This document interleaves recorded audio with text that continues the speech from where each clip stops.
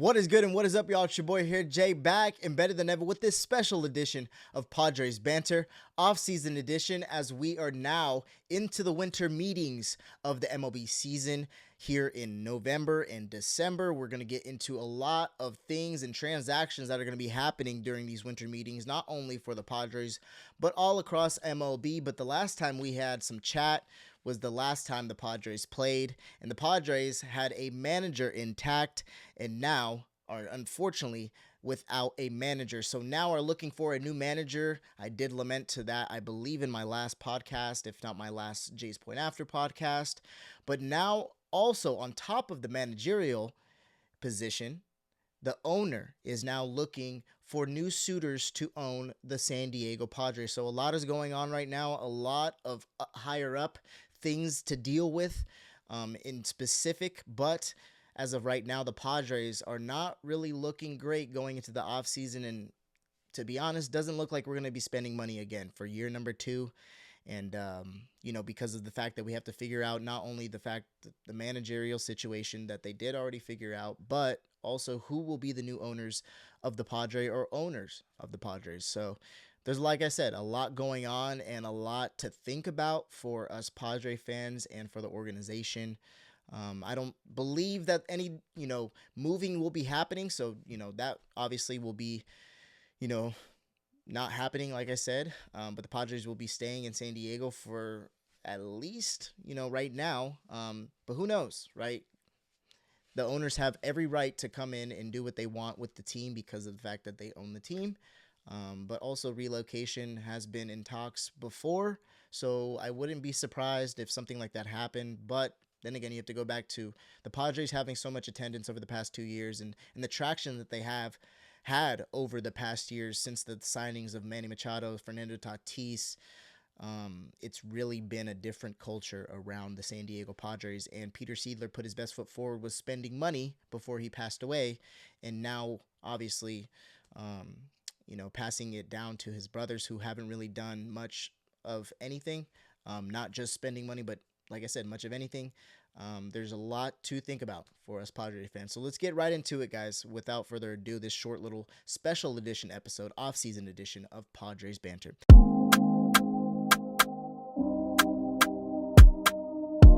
Last time we had a chat, the Padres had lost their manager, Mike Shildt, as he had stepped down from the managerial position. Now the Padres are also looking to sell as the Seidler brothers, after taking over Peter Seidler after his passing, now look for suitors who now own the San Diego Padres.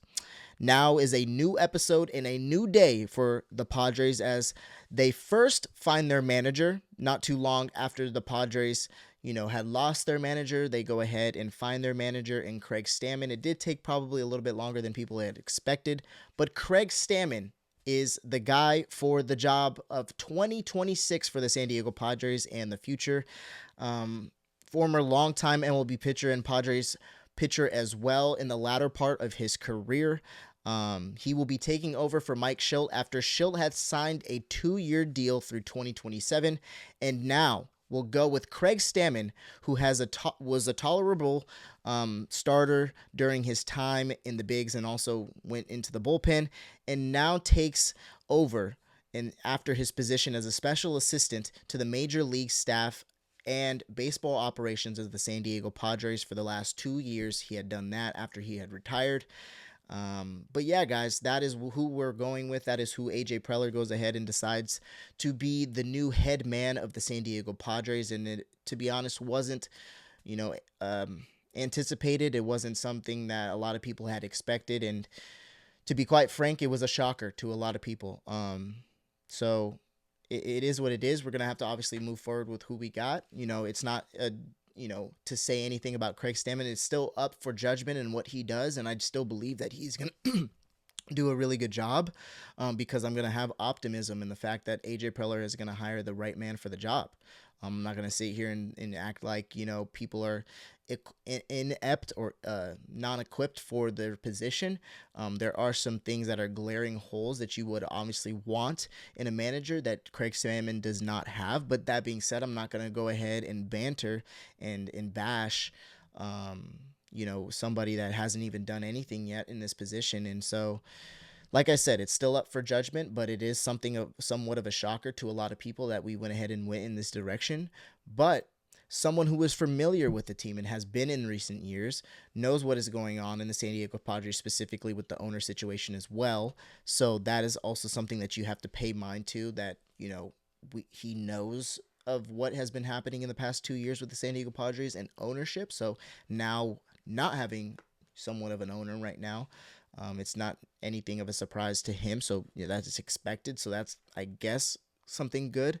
But he is someone with zero managerial experience, and that is one of the glaring holes that you would obviously want with someone who is taking over a clubhouse like the San Diego Padres, who have had a plethora of different managers in the past years, not just Mike Shildt and Bob Melvin, but Jace Tingler and obviously AJ Green. You've went in various directions trying to figure out what exactly could fit, and nothing's really fit. So, I understand Craig Stammen was part of the team and has really good relationships, but I'm kind of over that.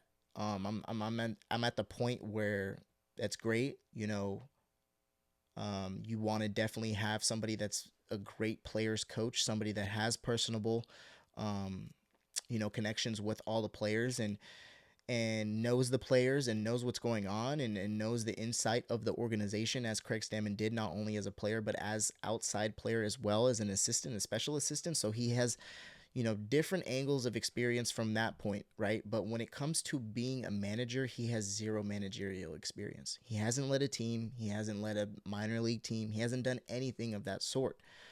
So it's a bit of, something that you're concerned about sometimes when you think about it. You definitely want somebody that has that experience, that has been there before and done that, because of the fact that you have people like Manny Machado, you have people like Fernando Tatis, you have people like Joe Musgrove, who, let's be quite frank, again, it's a win now situation for not only those guys, but for this team. And I don't think that putting or inserting someone of a Craig Stammen is going to immediately affect the team in the positive direction. And again, I'm not here to bash Craig Stammen because he hasn't done anything yet, but that is just a given. You have to understand that if he hasn't even been in the coaching realm, not even in a bench coach, it's a tad bit concerning, right? It's a tad bit concerning. So again, I'm gonna be very optimistic in what is going on, and yes, Mike Shildt was kind of in the same similar role that Craig Stammen was in before he took over for the Padres. But you got to understand that Mike Shildt had experience with the St. Louis Cardinals and went to the playoffs with them in previous years and very, very recent years. So again, Craig Stammen not having any managerial experience with the caliber of players that you have in that clubhouse, with the money that is flowing, with the egos. And I'm not here to bash my own players, but that is just how they are, right? There is definitely egos in that locker room right now because we're not winning ball games. I wouldn't be saying that if we were going ahead and going to the NLCS consistently and winning ball games at a rate that I feel like I'm confident to say at. But we're not. There's no leader in this clubhouse as we speak. Yes, Manny Machado from the outside looking in, for a lot of people, is a leader of that clubhouse. But guys, he truthfully isn't. He hasn't led in the right way. He hasn't been a very good vocal leader when it needs to be when he needs to be a vocal leader. And then when shit hits the fan, he goes into the clubhouse and starts spewing at media. Again, that question that was asked to him was, it could go 50-50. It can go each way. But the way that you react as the leader of the organization, as the leader of that clubhouse, there's no excuses for it, right? You don't respond. It doesn't matter what the question is. He could have, went off tangent and talked about your dead mother. That's not to say that Manny Machado's mother is dead or anything, but like I said, my point is, you have to lead with integrity, with a confidence, and with a swagger. And not to mention with a maturity level that everybody can respect. And right now, there's not a lot of respect level. When you look around the clubhouse, you don't really know who to point to and who to freaking fall behind or walk behind. And it's follow the leader right now. One day it'll be Manny, one day it'll be Toddy, the next day it'll be Joe, the next day it'll be, you know, back then it would have been, I don't know, in the bullpen Suarez. I don't know who it would have been. But you get my point, is every day it's somebody different. There isn't a leader in this clubhouse. There isn't somebody that is an absolute pillar in this clubhouse that can lead us in the right direction to wins, to NLCS appearances, to World Series appearances. So back to the point with Craig Stammen, I'm not sure that if putting a Craig Stammen and inserting a Craig Stammen who has net zero managerial experience, now having to deal with the egos and everything that I had just lamented to with the leadership in that clubhouse, and now having to lead these guys who, again, know that you haven't had any experience as a manager, who, yes, again, they know you personally as a player and somewhat as a special assistant. You know, for players that had been there 3 years ago when Craig Stammen was on the roster, they obviously know him like that. But it's a different type of relationship, guys. And I don't think the common fan understands that, right? There's a different relationship when it comes to being a special assistant and being an actual manager for the team, being inserted into that clubhouse each and every day, talking to the guys every day, mentoring the guys every day, and being a pillar of leadership. I don't think people understand fully what comes with that. And when you are a special assistant and not really having any experience as a manager, it brings a lot of questions to the table. Do you really think that Manny Machado, Fernando Tatis, Xander Bogaerts, Jackson Merrill, all these guys are going to look towards you, who understandably you did play in the league, but were you the greatest player in the league? No. Then again, zero managerial experience. How much will they tolerate from you is my question.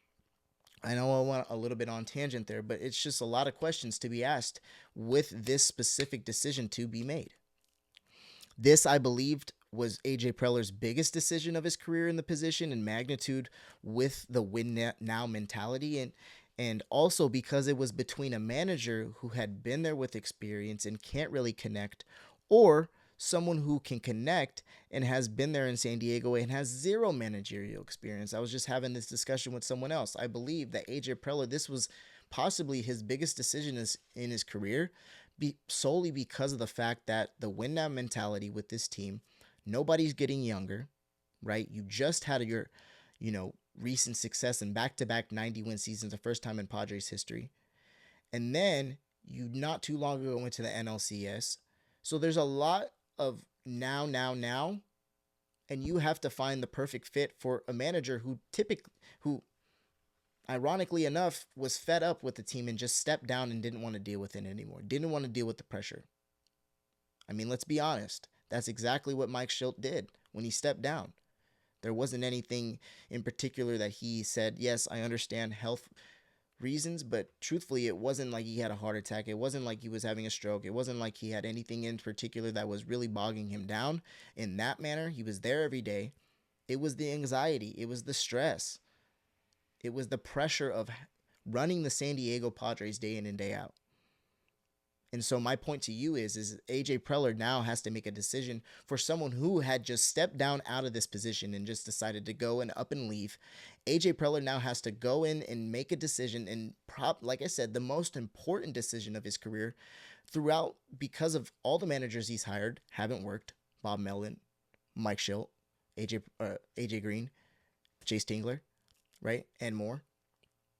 Now you have to make a decision to fit this roster perfectly. Find a manager to go ahead and just cultivate this roster and lead them. And it is a very important decision. And you decide to go with Craig Stammen, who I understand, like I said, still up for judgment. But you either go with someone, like I said, back to my point, you go with someone who has a lot of experience, who can't really connect with the players and is older and like a Bruce Bochy, right? Like a, I don't know, somebody, because, and people were like, Bruce Bochy, what do you mean Bruce Bochy can't connect with players? Well, reports of last year said that he didn't really have the clubhouse in hold like he did the years prior when he won the World Series. Granted, he did retire, took a year off, and then came back, but didn't have the clubhouse last year. So again, now he's with the Giants, but that was a possibility for, going ahead and being the next manager, someone like that, or someone like an Albert Pujols, who we also brought in for a 9-hour interview. And we brought him in, and we go ahead and go with that direction of someone who connects with the players, but has zero managerial experience. So I guess in the sense that is the Craig Stammen of the world. But I was just talking to someone about that. That's exactly what you're going to have to decide from, because you can't get both. You can't get somebody that's young and can connect with the players and has had a managerial experience and been there, done that. You're not going to get that. So, like I said, those were the two you had to decide, and you decided to go with personable and someone with zero managerial experience. I personally don't know how I feel about it. Albert Pujols had a 9-hour interview with the San Diego Padres during the World Series, this past World Series, when he was supposed to be on MLB Network, and he decided to leave MLB Network and not be on set for the pregame show. He decided to come to San Diego for an interview, and it was 9 hours long with AJ Preller, and we decided to go in another direction. There's a little bit of angst there because of the fact that it's Albert Pujols, and I personally feel that this would have jolted the entire organization in the right direction. Yes, I understand Albert Pujols doesn't have any managerial experience, but being the leader he was, the leader of men in the clubhouse he was, in the World Series teams that he had led, that being the MVP he was, being the home run leader, being the best. To me personally, he's the best first baseman of all time. Being the best first baseman of all time. I mean, I don't know of a better fit for somebody that hasn't had managerial experience. But again, I'm not making the decisions, but it does ache a little bit knowing that we had somebody of that caliber to possibly run our team and come in and has Dominican descent, can connect with Manny, can connect with Toddy, can connect with all the other guys that are of descent, not just from the Dominican, but from other leagues, and just being internationally known, right? The respect level of Albert Pujols. It's second to none. And so, again, not throwing shade at Craig Stammen, but this is just up for judgment still. And when you have somebody of that caliber that I personally felt like could have jolted the entire organization, it does sting a little bit. It does sting a little bit because personally I felt like not only just from connecting from the players, but from the buzz, from the outside looking in, from being able to just honestly have a scenario where you haven't had a single managerial, position in your career. But the thing is he worked for, or not worked for, he literally was the manager and is going to be the manager of the Dominican team for the World Baseball Classic. So the respect level of that, leading those players and all the best players from the Dominican Republic in the World Baseball Classic, and I think people underestimate what I'm trying to say right now, is you are a manager of the country or the section of the world that you're leading, right? And these are the best baseball players from these respective nations. Yeah, it might not be the best baseball players in the world, but having the ability to manage at that level, I mean, you're one of one. So you were chosen to lead a nation of best baseball players, specifically the Dominican Republic, who has been well known for winning the World Baseball Classic. So that's something that you also have to consider, is like he was hired for a position that is very sacred in a way, right? You don't just hire anybody to be the manager of the Dominican Republic for the World Baseball Classic, which, mind you, is only every 2 years. So it's kind of like in a World Cup, conversation. But back to the point, it just stings a little bit knowing you had a caliber of man, leader of men, and Albert Pujols to lead the Padres in a 9-hour interview, and it kind of just went down the drain for nothing. Like I said, that move would have jolted the entire organization after everything that is going on, but I won't be upset. It's still up to be determined, but a risky move, if you ask me personally. And by my estimation, it's a risky move. But that being said, it's all up for judgment. I'm not going to be quick to judge, but at the same time, this is a team with a win now mode, and I don't see a scenario where we test the waters with Stammen every year. If it doesn't work out this season or next, in the middle of the season, I wouldn't be surprised if we part ways. Um, but in the end, I after everything I just said, I think the hire ultimately is the fact of the matter. And I don't want to put this, to make it sound even more rude, but it's a yes man. Craig Stammen is a yes man to AJ Preller. And I think that's exactly what this hire is.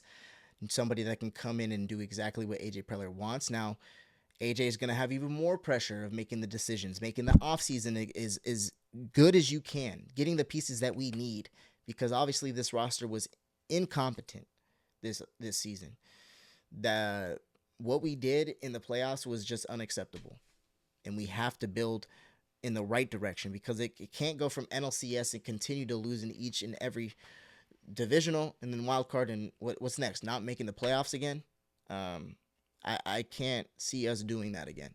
So, like I said, it's up for judgment. And if AJ Preller can do what he does and continue, then maybe Craig Stammen in the decision to be a yes man is great, because now AJ can, move the pieces into, I don't know. But we will see, and it's still up for judgment. I won't be quick to judge, because it's my Padres. But I wouldn't be surprised if we part ways with Craig Stammen in 2 years if it doesn't work out, or a year and a half. In the end, I had to hop on this podcast, guys, to go ahead and give a quick announcement.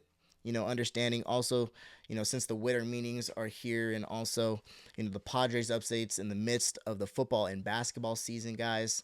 But yeah, man, it just sucks, guys. And then on the owner side of it as well, there hasn't been any traction with who has been, suitors. There's been possible people and possible options. And me personally, if you were to ask me who I would want to, next run the San Diego Padres, because quite frankly, the Seidler brothers haven't picked up where Peter Seidler left off, and haven't done anything to put the Padres in a position to win, haven't done anything by spending money in this prior offseason. And again, I don't know if they will this offseason if we don't find owners soon enough, but we are on the market. And again, back to my point, if you were to ask me who I would want to run the San Diego Padres, it's between one of two guys, or if they could team up and do it together, I would be ecstatic. But my two guys right now that I just don't want to hear anybody else but these two names are Mark Cuban, obviously the former owner of the Dallas Mavericks, and obviously a businessman in his own right, $6 billion deep, and I'm sure has more in his pocket,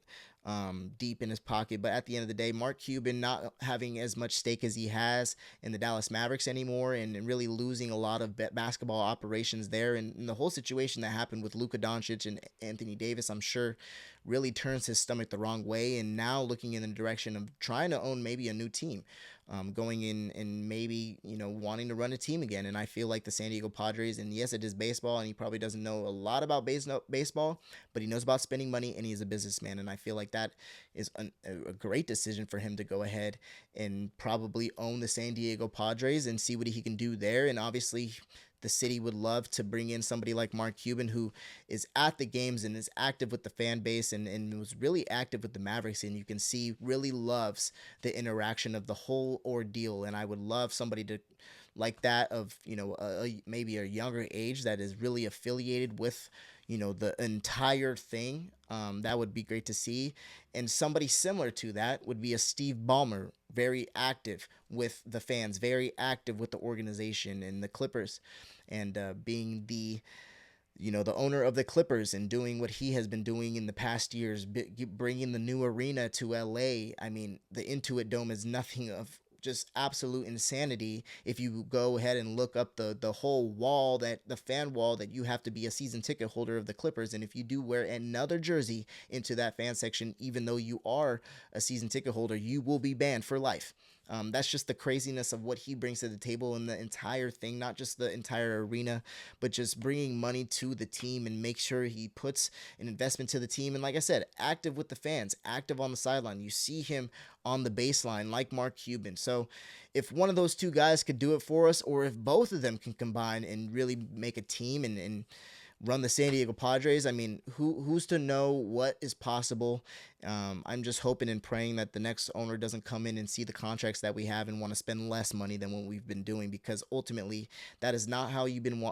That is not a recipe of success, especially what the Dodgers have been doing. And if I don't see a lockout here coming soon, or a salary floor or salary cap, then not spending money is not going to be the right thing. So, and it never is the right thing, because we for years have not been spending money, and we got bashed for it by media and bashed for it by the MLB community for not necessarily spending money and doing it in the right way. And now that we do spend money, it kind of backfires, and it's just it's a revolving door, guys. And I'm just hoping and praying for the best. But like I said, those are the two guys that I feel like would run the team the best, or who I figure would run the team best, and who would be great suitors, I think, for the next owners of the San Diego Padres. But wanted to hop on here, give a quick announcement, especially in the winter meetings in the midst of basketball and football season, guys.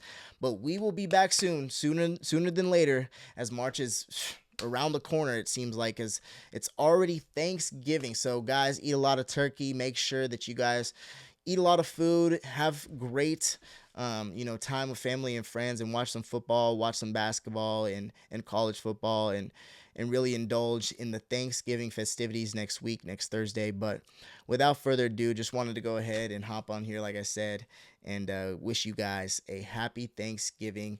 But that is a wrap here for this episode, the special edition of Padres Banter in the off season. You guys, man, miss baseball like no other. But like I said, it'll be here around the corner, because it is Thanksgiving, Christmas around the corner, and sooner or later it'll be March. But see you guys then, and hoping for the best. Maybe next time I talk to you guys, we will have an owner of Mark Cuban or Steve Ballmer. But we out. Hey.